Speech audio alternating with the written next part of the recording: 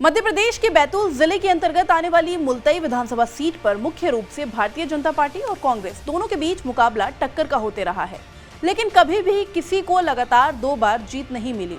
नमस्कार, आप देख रहे हैं टीवी 9 मध्य प्रदेश छत्तीसगढ़। मैं हूं आपके साथ अनुभा सिंह। इस वीडियो में हम बताएंगे मुलताई विधानसभा सीट का इतिहास, तो वीडियो को अंत तक देखिए। 2018 के चुनाव में जीत हासिल करने वाले सुखदेव पांसे कांग्रेस के टिकट पर चुनाव जीते तो कमलनाथ सरकार में वो मंत्री भी बने थे, लेकिन कांग्रेस सरकार करीब 15 महीने में ही गिर गई। अगर हम बात करें पिछले चुनाव यानी साल 2018 के विधानसभा चुनाव की, तो मुलताई विधानसभा सीट से कांग्रेस के सुखदेव पांसे ने भारतीय जनता पार्टी के राजा पवार को एक आसान मुकाबले में हराकर चुनाव जीता था और फिर प्रदेश में कांग्रेस की सरकार बनते ही सुखदेव पांसे राज्य सरकार में पीएचई मंत्री बन गए। 2018 के चुनाव में 11 उम्मीदवारों के बीच मुकाबला था, लेकिन बीजेपी और कांग्रेस के उम्मीदवारों के बीच ही प्रमुख मुकाबला देखा गया। चलिए आपको बताते हैं मुलताई में कितने वोटर और कितनी आबादी। सुखदेव को 88,219 वोट मिले तो राजा पवार के हिस्से 70,969 वोट आए। सुखदेव ने 17,250 मतों के अंतर से ये मुकाबला जीता था। मुलताई विधानसभा सीट की कुल आबादी जो है वो 3,37,694 है, जिसमें पुरुष आबादी 1,70,463 है। तो वहीं महिलाओं की बात करें तो महिलाओं की आबादी 1,67,231। कैसा रहा मुलताई का राजनीतिक इतिहास? अगर राजनीतिक इतिहास पर नजर डालें तो मुलताई विधानसभा सीट के राजनीतिक इतिहास की बात करें तो 1990 के बाद तो यहाँ पर चुनाव परिणाम किसी एक दल के पक्ष में नहीं गया है। कभी यहाँ पर बीजेपी तो कभी कांग्रेस या फिर कभी निर्दलीय प्रत्याशी ने भी जीत हासिल की।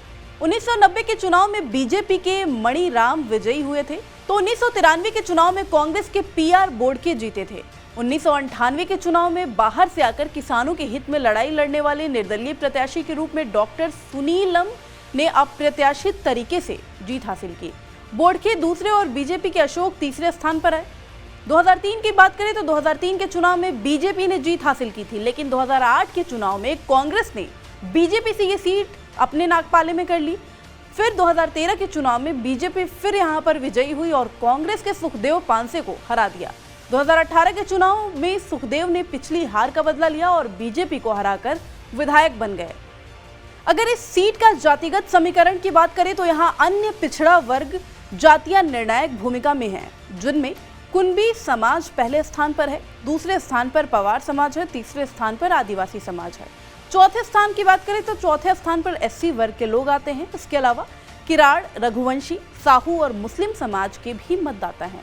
मुलताई विधानसभा सीट की अर्थव्यवस्था ज्यादातर कृषि पर आधारित है। धार्मिक परिदृश्य से मुलताई विधानसभा सीट की पहचान सूर्यपुत्री मां ताप्ती से होती है। मुलताई मां ताप्ती उद्गम स्थल भी है।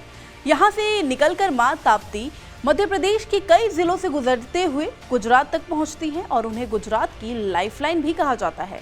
इस विधानसभा सीट को पहचान दिलाता है यहाँ स्थित गुरुद्वारा जिसमें गुरु नानक जी आए थे। मुलताई विधानसभा सीट में एक ऐसी घटना भी घटित हुई थी जिसे कभी भुलाया नहीं जा सकता। यहाँ 12 जनवरी 1998 को किसान आंदोलन के दौरान गोलीकांड हुआ था, जिसमें कई किसानों सहित अन्य 24 लोगों की मौत हो गई थी। मुलताई के इतिहास में इस तारीख को काले इतिहास के रूप में दर्ज किया जाता है। मध्य प्रदेश और छत्तीसगढ़ से जुड़ी तमाम बड़ी खबरों के लिए देखते रहिए टीवी 9 मध्य प्रदेश छत्तीसगढ़।